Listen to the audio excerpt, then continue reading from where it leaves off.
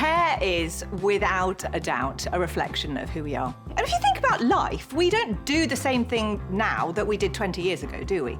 We change up what we do, where we find joy, where we spend our time, where our priorities are, perhaps, the things that we wear. The same goes for hair. Absolutely the same goes for hair. And I think actually if you're still doing the same hair that you were doing 20 years ago, you're probably doing yourself a disservice because so much has changed. If you played, you would feel fresh about your own hair in the first place. You would look at your hair and go, I like this.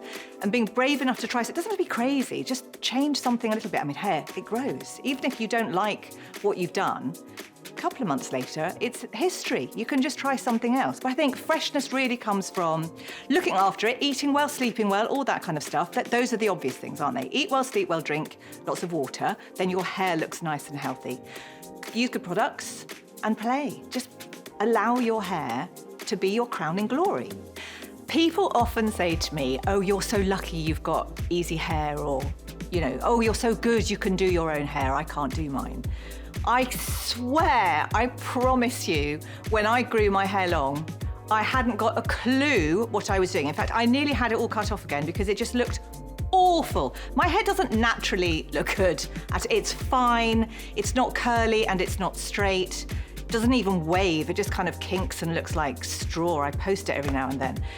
But what I did is I watched my hairdresser and I learned and I forced myself to practice. And with the round brush and all that business, my arms would kill me, but I was determined to figure it out. So it's not that I've got great easy hair. I think for any one of us, it does take a little bit of effort and practice and being okay with getting it wrong, trying different things out, rolling the brush that way, then that way, maybe scrunching it, maybe using a straightener, maybe using a hair tong, finding the way to get our hair to do what it is that we want it to do. If our hairdresser can do it, we can learn to do it as well.